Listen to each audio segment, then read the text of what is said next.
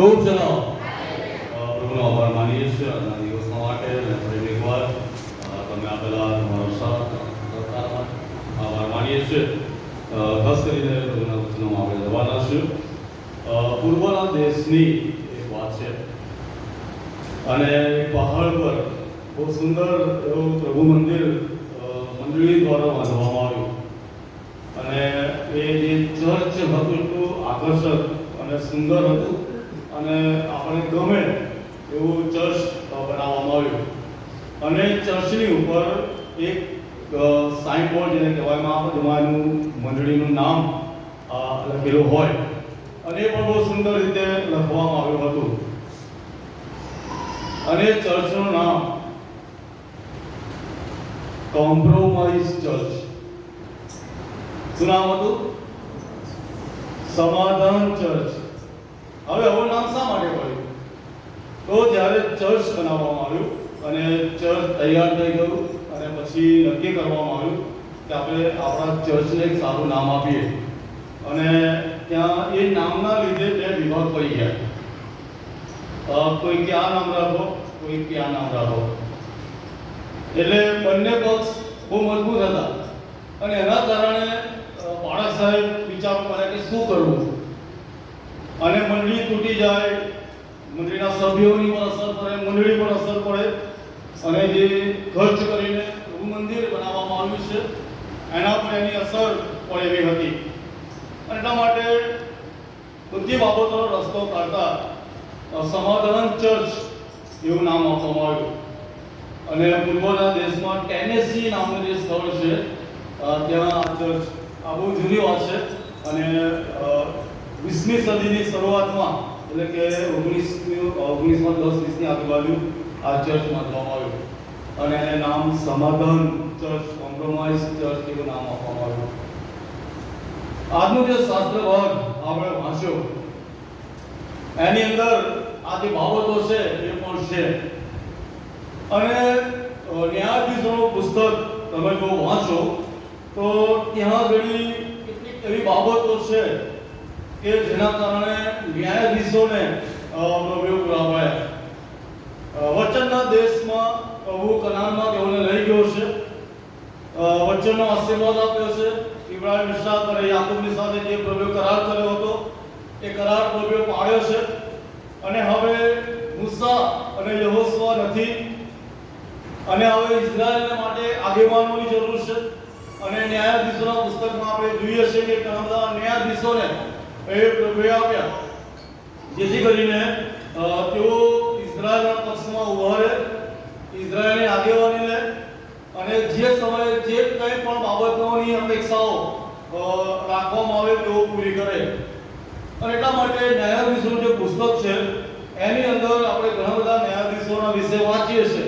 ગિદિયોન છે ને દબોરા છે, ઘણા બધી સ્ત્રીઓ પણ છે, સામસૂન છે ને યફતા છે વગેરે બાબતો અને આ બધાના માટે ત્યાં એ બાબતો લખવામાં આવી છે અને તેઓને જે કાળ આપવામાં આવ્યો સમય દરમિયાન એમની જે જવાબદારી હતી એમાં તેઓ વિશ્વાસ રહે. અહીંયા આગળ જે 6થો અધ્યાય છે, 7મો અધ્યાય છે એ ગિદિયોનનો છે અને ગિદિયોનને પ્રભુએ પસંદ કર્યો. પણ જે મહત્વની બાબત આજે હું તમારી આગળ મૂકવા માંગુ છું અને તો ન્યાયાધીશો 6થો અધ્યાય અને 1 થી 11 વચનો જે છે એનો આપણે થોડો અભ્યાસ કરવા માંગીએ છીએ અને એની અંદર જે પહેલી જ કલમ છે ત્યાં એવું લખવામાં આવ્યું છે કે ઇસ્રાયેલ પુત્રોએ ફરીથી યહોવાની દ્રષ્ટિમાં જે ગુંડું હતું તે કર્યું. પહેલી કલમ અને એનો પહેલો ભાગ એવું લખવામાં આવ્યું છે કે ફરીથી યહોવાની દ્રષ્ટિમાં જે ગુંડું હતું એ કર્યું. હવે તમે જો ન્યાયાધીશોનું પુસ્તક વાંચો તો બીજો અધ્યાય તમે જો કાઢો ન્યાયાધીશો 2 અને 11 થી જો 14 કલમો વાંચો તો ત્યાં એવું લખવામાં આવ્યું છે કે હવે ઇસ્રાયેલ પુત્રો યહોવાની દ્રષ્ટિમાં જે ગુંડું હતું તે કર્યું ને બાલની સેવા કરી અને યહોવા તેઓના પિતૃઓનો દેવ જે તેઓને મિસ્ર દેશમાંથી કાઢી લાવ્યો હતો તેનો તેઓએ ત્યાગ કર્યો અને અન્ય દેવોની એટલે તેઓની ચારો તરફના લોકોના દેવની ઉપાસના કરીને તેમને વંદન કર્યું અને તેઓએ યહોવાનો રોષ ચડાવ્યો. યહોવાને તજીને તેઓએ બાળ તથા અસ્તોરતની સેવા કરી. ત્યારે યહોવાનો કોપ ઇસ્રાએલ પર સળગી ઉઠ્યો ને તેણે તેઓને પાયમાલ કરનારાના હાથમાં સોંપ્યા કે જેઓએ તેમને પાયમાલ કર્યા અને તેણે તેઓને ચોતરફ શત્રુના હાથમાં વેચી દીધા કે જેથી તેઓ ત્યાર પછી તેઓના શત્રુઓની સામે વધારે વાર ટકી શક્યા નહીં. આ બીજા અધ્યાયમાં ત્યાં સ્પષ્ટ લખ્યું છે કે ઇસ્રાએલ પુત્રો યહોવાની દ્રષ્ટિમાં જે ગુંડું હતું એ કર્યું. અને એવી ઘણી બધી કલમો ન્યાયાધીશોના પુસ્તકમાં જ છે. આપણે એને વાંચવાના નથી. બીજા અધ્યાયમાં છે, ચોથા અધ્યાયમાં છે, 10મા અધ્યાયમાં છે, 13મા અધ્યાયમાં છે. એટલે કહેવાનો મતલબ છે કે અહીંયા જે છઠ્ઠા અધ્યાયમાં લખ્યું છે કે ફરીથી બીજા અધ્યાયમાં આપણે વાંચીએ છીએ કે યહોવાની દ્રષ્ટિમાં એમણે ગુંડું કર્યું અને એટલા માટે ઈશ્વરે એમને શું લખ્યું છે કે જે લોકોના યહોવાનો કોપ તેઓ પર સળગી ઉઠ્યો અને પાયમાલ કરનારાના હાથમાં એમને સોંપી દેવામાં આવ્યા.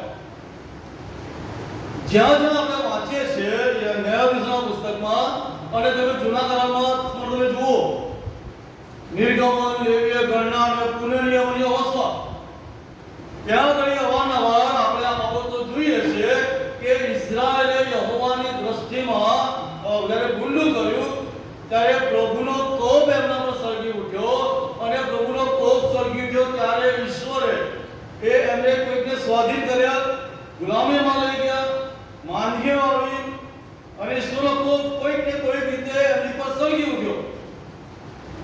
અને એટલા માટે જે પહેલી જે બાબત છે એ તો એ છે કે તેઓએ ધર્મ ત્યાગ કર્યો. સમાધાનની જે વાત કરવા માંગુ છું કે સમાધાનની વાત જે ચર્ચની કોમ્પ્રોમાઇઝ ચર્ચની મેં વાત કરી એ આજે ઘણી બધી રીતે મંડળીઓની અંદર છે. હું બીજા કોમ્પ્રોમાઇઝની વાત નથી કરતો, પણ વિશ્વાસના સંબંધમાં જે કોમ્પ્રોમાઇઝની વાત છે એની વાત છે. ઇઝરાયલના લોકોના માટે એવું લખવામાં આવ્યું છે કે તેઓ ઈશ્વર જીવતા ઈશ્વરની પણ ભક્તિ કરતા હતા, જીવતા ઈશ્વરને પણ મહિમા આપતા હતા અને એની સાથે સાથે અસ્તરોત અને બાલને પણ ભજતા હતા. એટલે ઈશ્વર એમની પાસે જે જીવનની અપેક્ષા રાખતો હતો, ઈશ્વર જે રીતે એમને આત્મિક રીતે જીવાડવા માંગતો હતો, ઈશ્વર જે રીતે એમને આત્મિક રીતે ઊંચી પાયરી પર લઈ જવા માંગી રહ્યો હતો, એવી કોઈ બાબત ઇઝરાયલમાં એ જોવા મળતી નથી.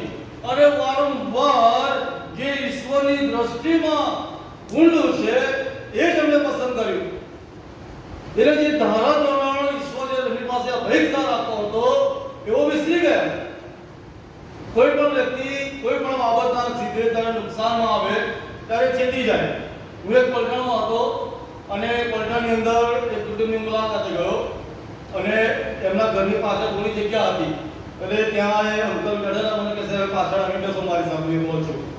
એટલે હું તો સરળ ઘરમાં તો રહ્યો પણ પેલું બહારનું હતું મારી જોવામાં આવ્યું નહીં અને મારા માથામાં બહુ ગજબનું આવ્યું અને મને થોડું દુખાવો પડ્યો. પણ જ્યારે પછી એ ઘરમાં ગયો ત્યારે પેલું બહારનું પહેલું જોયું અને ધ્યાન રાખું કે મને પછી વાગે. નાનું બાળક જો બળી જાય અથવા કોઈ કારણોસર કંપાઈ જાય તો પછી આપ પાસે જશે, સાવચેત થઈ જાય અને ચેતી જાય કે આ જગ્યા પર મને માથામાં વાગ્યું છે એટલે હું સાવચેત થઈ ગયો, આ જગ્યા પર હું બળી જઈશ એટલે મારે સાવચેત થવાનું. સમાધાન કરી વગર નહીં, ચાલશે વાગશે કશો વાંધો નહીં.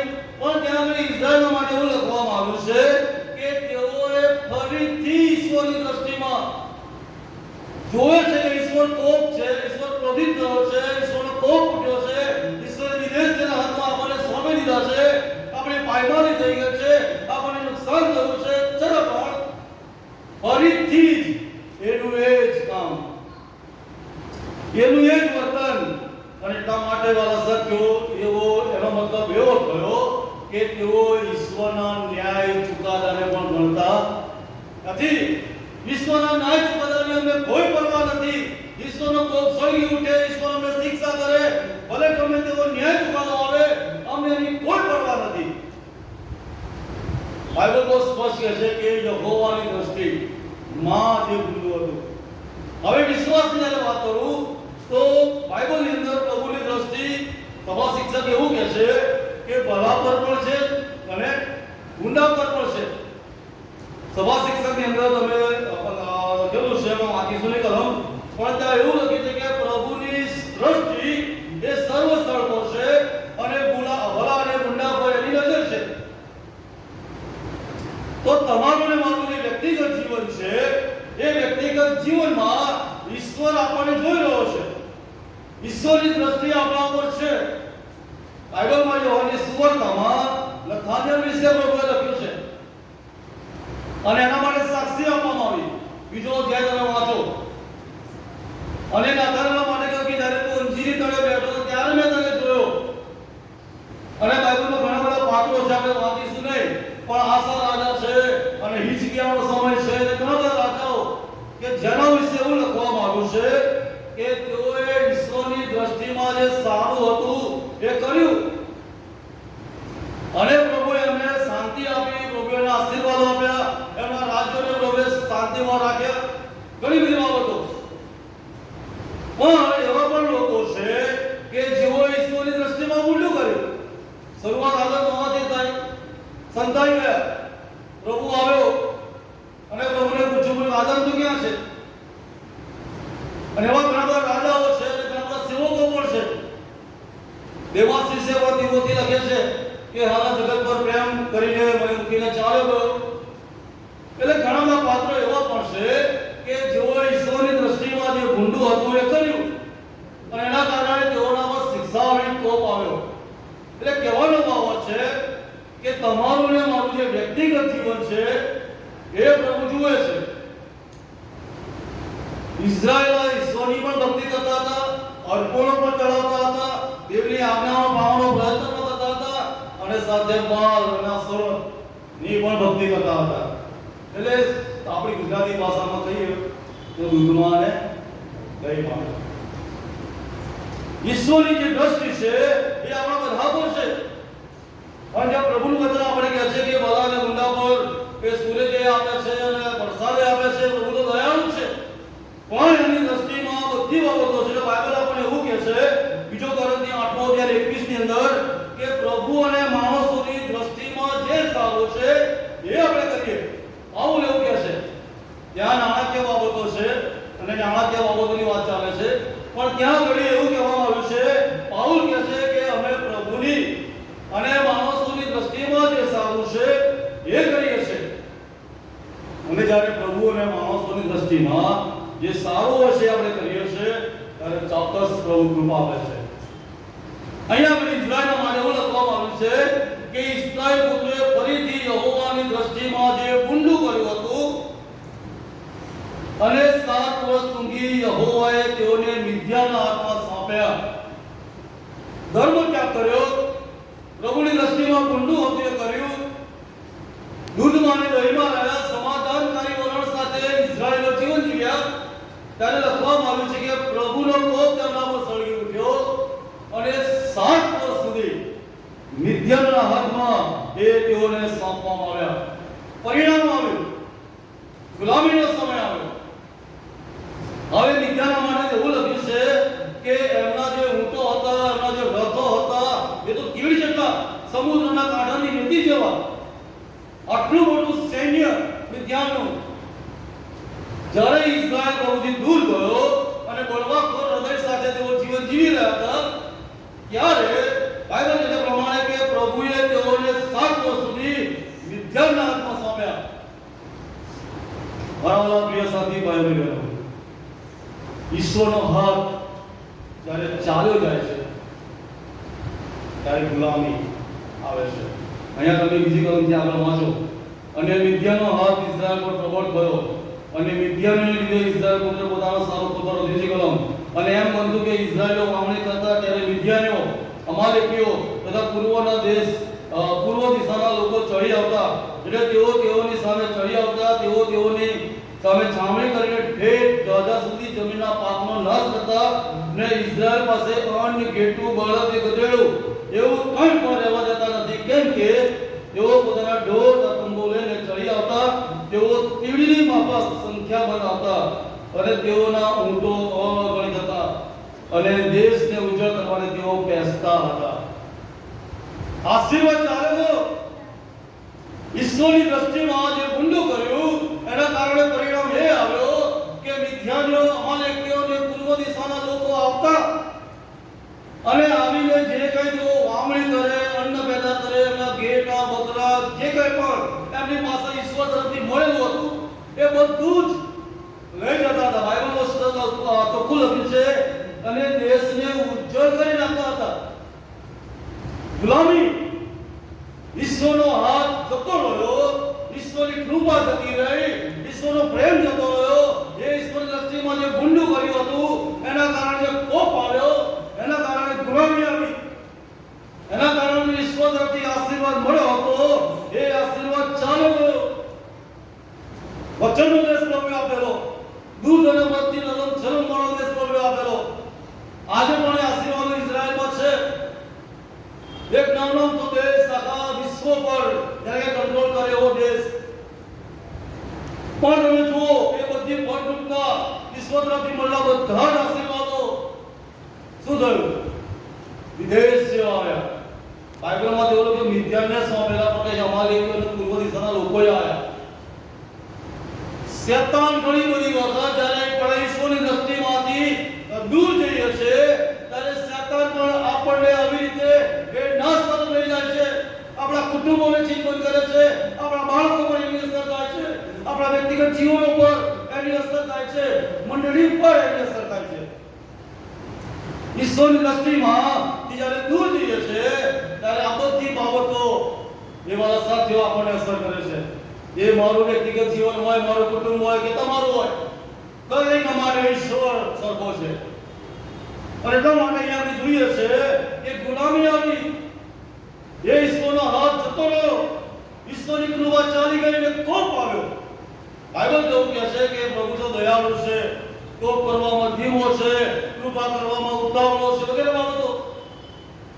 પણ હવે શું જોઈએ છે કે કોપ આવ્યો અને મિદ્યાનના હાથમાં પ્રભુએ સોંપ્યો. જ્યારે ધર્મ ત્યાગ થયો ત્યારે ગુલામી આવી.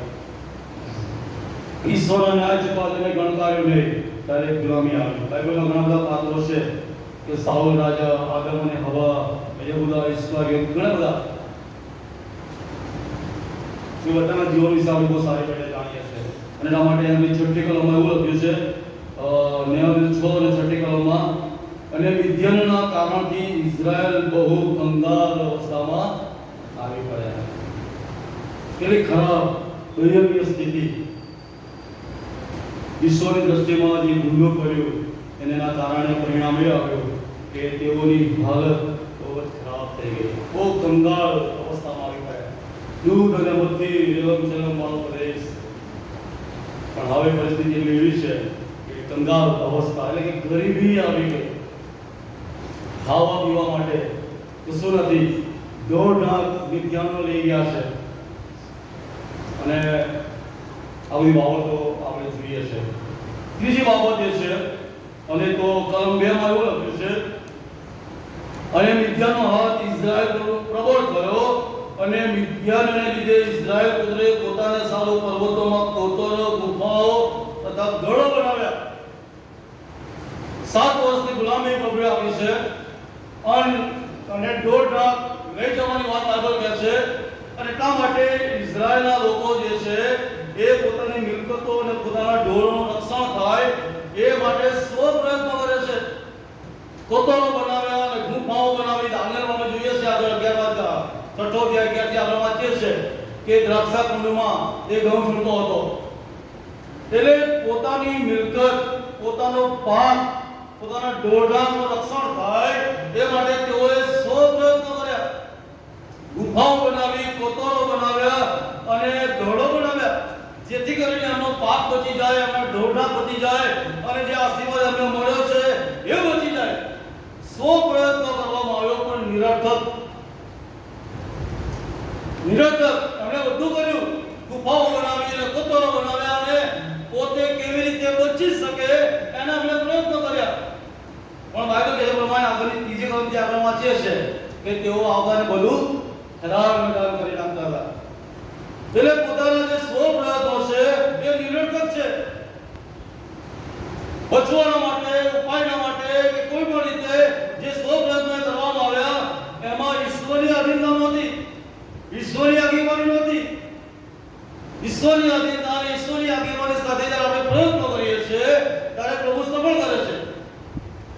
પણ પોતે પોતાના પ્રયત્નોથી એ પોતાની મિલકત અને જે આશીર્વાદ એમને મળ્યો છે એને બચાવવા માટે એમણે પ્રયત્નો કર્યા. પણ મિથ્યાન આવે અને બધું લઈ જાય. ચોથી બાબત આપણે જોઈએ છે, અને જ્યારે આવી પરિસ્થિતિ ઊભી થઈ ત્યારે છઠ્ઠી કલમમાં લખ્યું છે, અને મિથ્યાનોના કારણથી ઇઝરાયલો કંગાલ અવસ્થામાં આવી પડ્યા અને ઇઝરાયલ પુત્રોએ યહોવાને પોકાર કર્યો. હવે ખરો રસ્તો પકડ્યો. અત્યાર સુધી અમે સૌ પ્રયત્ન કર્યા બચવાના માટે, બચાવવાના માટે, પણ જે મહત્વની બાબત હતી, અગત્યની બાબત હતી એ નહોતા કરતા. એ 7 વર્ષનો જે સમયગાળો હતો અને એનો પ્રથમ જ વર્ષમાં જ્યારે પાક છીનવી લેવામાં આવ્યો, એમના બેટા બકરા છીનવી લેવામાં આવ્યા અને એ સમય જો આ રસ્તો અપનાવ્યો હોત તો પ્રભુ દયાળુ બનત, પ્રભુ કૃપાળુ બનત. એમને ગુફાઓ અને કોતરો અને ગળો એ બનાવવાની જરૂર ન પડત. અને એટલા માટે કહે છે કે તેઓએ પોકાર કર્યો. જે મહત્વની બાબત છે એ તો આ છે, આપણે બધા જ મનુષ્ય છે. બાઇબલમાં સ્પષ્ટ કહે છે કે દરેક પાપી છે અને કોઈ ન્યાય નથી. રોમનના પત્ર બીજા તમે વાંચો. અને એટલા માટે આપણે કોઈ ન્યાય નથી, દરેક પાપી છે. પણ બચવાના માટે પ્રાર્થના, બચાવ અને સ્વરક્ષણ માટે પ્રાર્થના, પ્રભુને પોકાર કરવો. અને જે સમય આપણે પ્રભુને પોકાર કરીએ છીએ ત્યારે વાલા સાથીઓ પ્રભુ આપણી પરિસ્થિતિ બદલે છે. અને બાઇબલમાં પ્રાર્થના વિશે તો ઘણું બધું છે. આપણે બહુ સારી રીતે જાણીએ છીએ કે જ્યારે જ્યારે લોકો પ્રભુની આગળ નમી ગયા અને લોકોએ પ્રાર્થના કરી ત્યારે પ્રભુ એમને બચાવ્યા. પણ જે મહત્વની બાબત હતી કે જ્યારે અમે પોકાર કર્યો ત્યારે પ્રભુએ વ્યવસ્થા ઊભી કરી. છઠ્ઠી સાતમી કલમથી આગળ વાંચીએ. ઇસ્રાયેલ પુત્રોએ મિદ્યાનોને લીધે યહોવાને પોકાર કર્યો ત્યારે એમ થયું કે યહોવા ઇસ્રાયેલ પુત્રોની પાસે એક પ્રબોધક મોકલ્યો. તેણે તેઓને કહ્યું કે ઇસ્રાયેલનો દેવ યહોવા એમ કહે છે કે હું તમને મિસ્રમાંથી કાઢી લાવ્યો, ગુલામીના ઘરમાંથી તમને બહાર લાવ્યો, વળી મિસ્રના હાથમાંથી તથા તમારા પર જુલમ કરનારા સર્વ હદોમાંથી મેં તમને છોડાવ્યા. તમારી આગળથી તેઓને હાંકી કાઢીને તેઓનો દેશ તમને આપ્યો. અને મેં તમને કહ્યું કે હું તમારો દેવ યહોવા છું, જે અમોરીના દેશમાં તમે વસો છો. તેઓના દેવથી બીસો નહીં, પણ તમે પ્રબોધકોને ખાતરી કરાવી. એમની જે અસલિયત હતી, એમની જે બાબતો હતી બતાવી.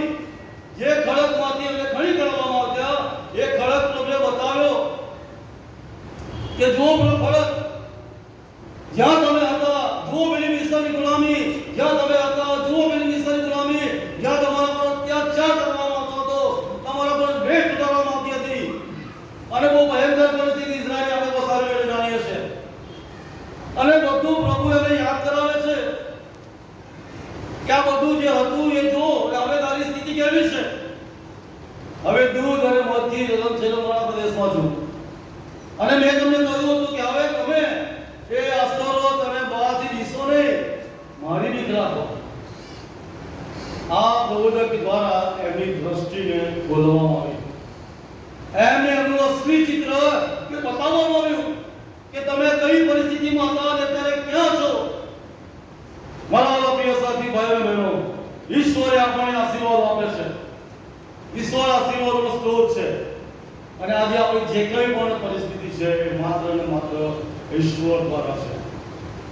અને એટલા માટે જ્યારે ઈશ્વર આપણને આશીર્વાદ આપે છે ત્યારે આપણી ફરજ બને છે કે એ ઈશ્વરની વાણીને સાંભળવી, એ ઈશ્વરના વચનોને સ્વીકારવા, એ ઈશ્વરના વચનોને આધીન થવું, એ ઈશ્વરના વચનો પ્રમાણે જીવન જીવવું અને ઈશ્વરની દ્રષ્ટિમાં જે સારું છે એ કરવાનું. સમાધાન ચર્ચ નહીં, કોમ્પ્રોમાઇઝ ચર્ચ બનીને આપણે સેવા નથી કરવાની. પણ જે મહત્વની બાબત છે, ઈશ્વર જે જીવનની અપેક્ષાઓ આપણી પાસે રાખી રહ્યો છે એ જીવન વાળા સાથીઓ એ આપણે જીવવાનું છે. હવે જ્યારે એ પ્રમાણે જીવન જીવીએ છીએ ત્યારે વાળા સાથીઓ પ્રભુ આપણને આશીર્વાદથી ભરપૂર કરે છે. એ દૂધ મધ અને જલમ ચલમ વાળા પ્રદેશો એ પ્રભુ આપણને ભરપૂર કરે છે. આપણી મિલકતોને, આપણા કુટુંબોને, આપણા બાળકોને, આપણા પરિવારોને દરેકને પ્રભુ સાચવે છે. આત્મિક રીતે આપણા પરિવારને પ્રભુ ઉન્નતિમાં લઈ જાય છે. આપણા બાળકો પ્રભુની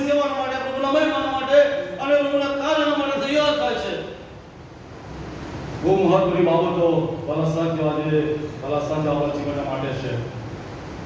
ઈશ્વરની દ્રષ્ટિમાં આપણું જીવન એ કેવું છે? પ્રભુ આપણે દરેક જગ્યા પર જોઈ રહ્યો છે, વિશ્વાસી જીવનમાં અને અવિશ્વાસી જીવનમાં પણ. એટલા માટે આજે સવારે વાલા સાથીઓ પ્રભુનું વચન આપણી પાસે છે. પ્રભુએ પુકાર સાંભળ્યો અને આશીર્વાદો બતાવ્યા અને પછી 11મી કલમમાં લખ્યું છે, ત્યાર પછી યહોવાનો દૂત આવીને અબીજેરી યોઆસના એલોન વૃક્ષ જે ઓફરામાં હતું તેની તળે બેઠો.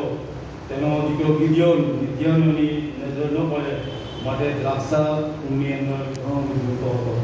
પ્રત્યુત્તર મળ્યો. આખો દેહ પછી આપણે જોઈશું કોઈ વાર, પણ 11મી કલમમાં જોઈએ છે કે જ્યારે ઇઝરાયલે પોકાર કર્યો ત્યારે પ્રભુએ એના દૂતને મોકલ્યો અને પ્રભુદત્ત ન્યાયાધીશને પ્રભુએ તૈયાર કર્યો. અને પછી 6ઠો અને 7મો અધ્યાય આપણે કોઈક વાર જોઈશું, પણ પ્રભુ આપણી પ્રાર્થનાઓ સાંભળે છે, આપણી પરિસ્થિતિઓ પ્રભુ બદલી નાખે છે. જ્યારે ઘૂંટણો સાથે પ્રભુની આગળ નમી જઈએ છે, આપણી જે બાબતો કે જે ઈશ્વરની દ્રષ્ટિમાં યોગ્ય નથી એને જ્યારે કબૂલ કરીએ છીએ. દાઉદ રાજાની શાસ્ત્ર 31 અને 22માં એવું કહે છે, શાસ્ત્ર 31 અને 22માં એ પ્રમાણે કહ્યું છે કે મેં તો મારી અધીરતાથી કહી દીધું કે તે તારી દ્રષ્ટિ આગળથી મને દૂર કરે છે, તો પણ મેં તને અરજ કરી ત્યારે તે મારા કાલાવાળા સાંભળ્યા. શું કહે છે? એને કેવું થઈ ગયું? ઇઝરાયલને થઈ ગયું તો સાહેબ કે હવે ઈશ્વર મેં મૂકી દીધા. ઘણીવાર આપણે પણ એવું લાગે કે અહીં કહે છે દાઉદ કે મેં તો મારી અધીરતાથી કહી દીધું કે તે તારી દ્રષ્ટિ આગળથી મને દૂર કરે છે, તો પણ મેં તને અરજ કરી ત્યારે તે મારા કાલાવાળા સાંભળ્યા. આપણો ઈશ્વર એ તો પ્રાર્થનાઓ સાંભળનાર ઈશ્વર છે. અને એટલા માટે દાઉદે એ પ્રભુની આગળ પ્રોમિસ દીધું. શાસ્ત્ર 101 અને ત્રીજી કલમમાં એવું લખ્યું છે, ત્રીજી કલમ 103માં, હું કઈ અધમ વસ્તુ મારી દ્રષ્ટિમાં રાખીશ નહીં. પાછા ઘટનારાના કામથી હું કંટાળું છું, તેમની કઈ અસર મને થશે નહીં. આડું હૃદય મારાથી નિવૃત્ત થશે. હું કોઈ દુષ્ટની ઓળખાણ રાખીશ નહીં. જે કોઈ પોતાના પડોશીની છાની ચાળી કરે છે તેને હું કાપી નાખીશ. જેની દ્રષ્ટિ મગરૂર અને જેનું હૃદય ગર્વિષ્ઠ છે તેનું હું સહન કરીશ નહીં. અને આ પ્રભુની સાથે કરાર કર્યો અને પ્રભુની સાથે એને વિનંતી કરી પ્રાર્થના સાથે કે હવે પછી પ્રભુ તે મારા કાલાવાળા સાંભળ્યા છે, તે મારી પ્રાર્થનાઓ સાંભળી છે. અને ગીતશાસ્ત્ર 51 પ્રમાણે જ્યારે પ્રભુની આગળ નમી ગયો ત્યારે પ્રભુની કૃપાએ તેને શુદ્ધ કરવામાં આવ્યો. અને પછી હવે શું કહે છે કે હવે મારું જીવન તારી સેવાના માટે, તારા મહિમાના માટે, ધર્મ માટે, આત્મિક રીતે વૃદ્ધિ પામવા માટે, અને જે બાબતો તને નથી ગમતી એ બધી બાબતોને વર્ણવી હવે બધી બાબતોને હું મૂકી દઈશ. દાઉદે પોતાના જીવનમાં પ્રભુની સાથે વાળા સાથીઓ એ કરાર કર્યો. અને એટલા માટે ગીતશાસ્ત્ર 119 અને 37માં એવું લખ્યું છે, વ્યર્થતામાંથી મારી દ્રષ્ટિ ફેરવ અને તારા માર્ગો વિશે મને આતુર કર. જે બાબતોમાં વ્યર્થતા છે અને જેમાં આપણી દ્રષ્ટિ લાગેલી છે તેના કારણે ઈશ્વર ન્યાય ચૂકવવા આવે છે. બાઇબલ એવું કહે છે કે વ્યર્થતામાંથી મારી દ્રષ્ટિને ફેરવ અને તારા માર્ગો વિશે મને આતુર કર. આજે સવારે મારા સાથે પ્રભુના લોકો તરીકે અને પ્રભુના બાળકો તરીકે આજે આપણી એ જ પ્રાર્થના હોય દાઉદની જેમ કે મેં તને કાલાવાળા કર્યા, તો પણ મેં તને કાલાવાળા અરજ કરી અને તે મારા કાલાવાળા સાંભળ્યા. મારા પ્રિય સાથી ભાઈઓ બહેનો, આજે આપણા માટે આ બાબતો પ્રભુના વચનો દ્વારા પ્રભુએ આપણને કહી છે. છેલ્લી કલમમાંથી આપણે બંધ કરીશું. પુણ્યની 13મો અધ્યાય અને તેની 18મી કલમમાં એવું લખ્યું છે, પુણ્યની 13:18માં, એટલે યહોવા તારા દેવની જે સર્વ આજ્ઞાઓ હું આજે તને ફરમાવું છું તે જ્યારે તું તેની વાણી સાંભળીને પાડશે ને યહોવા તારા દેવની દ્રષ્ટિમાં જે યથાર્થ છે તે કરશે ત્યારે 14મી કલમ કહ્યા બાદ તમે યહોવા તમારા દેવના પુત્ર છો. 28:28માં પણ કહે છે, જો તમે તેની વાણી સાંભળશો, તેની આજ્ઞાઓ પાળશો તો ત્યાં આશીર્વાદ પ્રભુએ આપ્યું છે. આજે નિર્ણય વાળા સાથીઓને આપણા હાથોમાં છે. દાઉદ કહે છે કે રસ્તામાંથી મારી દ્રષ્ટિને ફેરવો. અને જ્યારે ઈશ્વરની સાથે એની દ્રષ્ટિમાં જે યોગ્ય છે, જે નથાનિયલને પ્રભુએ ઓળખ્યો, સુબેદાર એવું બોલે કે પ્રભુ તું બોલ અને મારો ચાકર સાજો થશે. અને પછી પ્રભુએ શું કહ્યું કે આવો વિશ્વાસ તો મેં ઇઝરાયલમાં પણ બોલ્યો નથી. પક્ષઘાતીને જ્યારે છાપરો તોડીને નીચે ઉતારવામાં આવ્યો ત્યારે પ્રભુએ કહ્યું, અને પ્રભુએ કહ્યું તમારો વિશ્વાસ વધુ છે અને તારા વિશ્વાસ પ્રમાણે તને ખાઓ પક્ષઘાતી સાજો કરો. ઘણી બધી બાબતો છે આજે આપણા જીવન સંબંધી વિચારીએ અને પ્રભુને આપણા જીવનને સોંપીએ ને પ્રભુની દૃષ્ટિમાં જે સારું છે બાઇબલ આપણને બતાવે છે. કરીશું ચોક્કસ પ્રભુ આપણને અમને બધા આશીર્વાદ આપશે કરવા માટે પ્રભુ આપણે સામાન્ય પ્રાર્થનામાં જઈએ. કોરસ ગાવાના જઈશું કે તે હું કરીશ અને ત્યારબાદ આપણે છેલ્લી પ્રાર્થનામાં જઈશું. જઈશું કે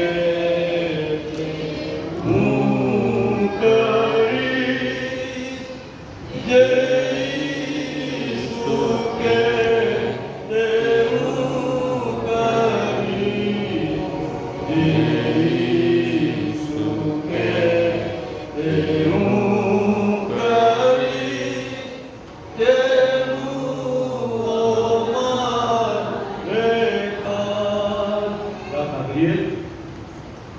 સર્વ આશીર્વાદોના સ્ત્રોત અમારા સ્વામી અને અમારા પ્રભુ, અમે તમારો આભાર માનીએ છીએ. તમારા નામને પ્રભુ અમે મહિમા આપીએ છીએ. તમે મારા માટે બધાને પ્રેમાળ ઈશ્વર છો, અમારા પર દયા અને કૃપા કરો છો. અને પ્રભુ આ પૃથ્વી પરના જીવનમાં આ જગતમાંથી પ્રભુ તમે અમને અલગ કર્યા છે, અજવાળા સમાન, મીઠા સમાન તમારા દીકરાઓ તરીકે પ્રભુ તમે અમને સ્થાપિત કર્યા છે. અને આ પૃથ્વી ઉપર તમારા લોકો તરીકે ઓળખાતી અમે પ્રભુ તમારી પ્રજા છે. અને આ જગતમાં બીજાઓના માટે અમે જ્વાળા સમાન છે. અને પ્રભુ ત્યાં કીર્તન કહે છે કે તમે રાજમાન્ય યાજક બનશો અને ઈશ્વરની પવિત્ર પ્રજા છો. ત્યારે પ્રભુ બહુ મોટી ઉપમાન માટે જે નામ તમે અમને આપ્યું, તમારા લોકો તરીકે અમને અલગ કર્યા છે, અને બધી તમારી કૃપાના માટે અમે પ્રભુ આભાર માનીએ છીએ. પ્રભુ મેં અમારા જીવનને તમારા હાથમાં સોંપીએ છીએ. પ્રભુ તમે બધાની સાથે ભલાઈ આપો છો, શુદ્ધતાની સાથે પ્રભુ તમે શુદ્ધતા રાખો છો. અને એવા ભલા ઈશ્વર તમે અમને મળ્યા છો. અને તમારે પ્રભુ આજે અમે જે વચનો તમારા દ્વારા અમે સાંભળ્યા છે, અને વચનોને પ્રભુ અમે આધીન થઈએ છીએ.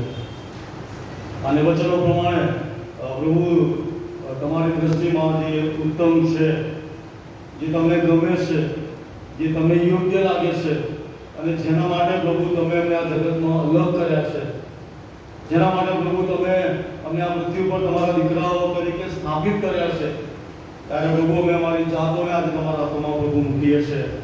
પવિત્ર આત્મા દેવ તમારું સામર્થ્ય અને તમારો પરાક્રમ પ્રભુ તમે અમને પૂરું પાડો. અને આ જગત પર અમે અજવાળા સમાન અજવાળા દીકરાઓ પ્રભુ જીવન જીવીએ અને અમારા દ્વારા પ્રભુ તમને મહિમા મળે. અને પ્રભુ એ ઉત્તમતાઓ દ્વારા અમે જે વ્યક્તિગત અને કુટુંબમાં જે આશીર્વાદ દઈએ છે એ આશીર્વાદોથી પ્રભુ તમે અમને તૃપ્ત કરો. અને હવે પછીના અમારા જીવનો એ વધુ ને વધુ તમારી સેવા માટે, તમારા મહિમા માટે તૈયાર થાય તે માટે પ્રભુ અમે તમારી કૃપા માંગીએ છીએ. ચોક્કસ અમે માણસો છે, અધૂરા છે, નબળા છે, અણઆવડત છે, હોશિયારી નથી, જ્ઞાનમાં અપૂર્ણ છે, મૂર્ખો છે અને પાપી પણ છે, પણ તમે બહુ કરવામાં ધીમા દયાળુ દેવ છો. અમારા પર કૃપા કરો. આજના દિવસોમાં જે કંઈ પણ અમારાથી પ્રભુ ભૂલો થઈ છે, તમારી સેવા માટે કોઈ જગ્યા પર ઉમણા ઉતર્યા છે, પ્રભુ આજે અમે અમારા જીવનોને પ્રભુ તમારા હાથમાં મૂકીએ છીએ. પ્રભુ તમારું લોહી માફ કરો. પવિત્ર આત્મા દેવ તમારું સામર્થ્ય અમને આપો અને તમારા આત્માથી ભરાઈને તમારી સેવા માટે બધું તૈયાર થઈએ એવી કૃપા અમારા પર કરો. અમારી નૈયા સંગઠનને, અમારા કે કુટુંબને પ્રભુ તમારો આશીર્વાદ આપો. અમારી મંડળી બધે રોજ પ્રભુ તમારો વૃદ્ધિ પામતી જાય તે માટે તમારી કૃપા માંગીએ છીએ. હવે પછી જે યુથ અને ચિલ્ડ્રનનો પ્રભુ ઉત્સવ અમે અમારી મંડળ લેવલે મનાવવા માંગીએ છીએ, અને પણ તમે આશીર્વાદ કરજો. સારી સંખ્યામાં બાળકો જોવાનો ભાગ લે અને આપની સંગત દ્વારા અમારા બાળકો તમારામાં તૈયાર થાય એવી કૃપા અમે માંગીએ છીએ. આખો દિવસ પ્રભુ તમારા હાથોમાં અમારા જીવન અમે મૂકીએ છીએ. સગળું માંગ્યું તો ઈશ્વરના નામમાં સાંભળો ને માન્ય કરો બા. આમેન. સૌ ઊભા થઈએ અને હવે આપણે ગાઈશું.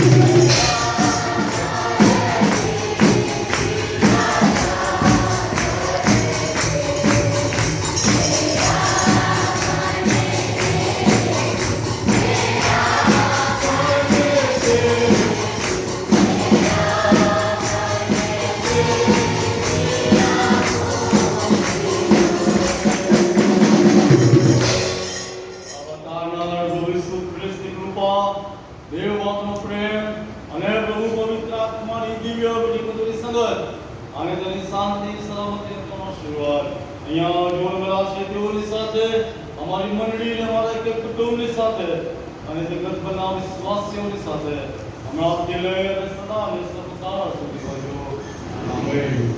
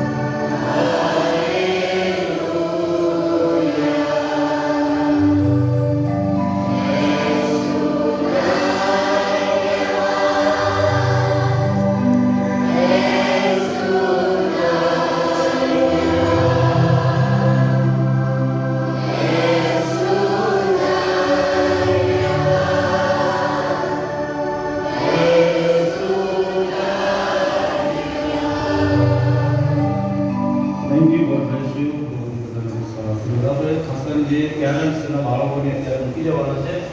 2 થી અઢી વાગ્યાની અંદર તમે તમારા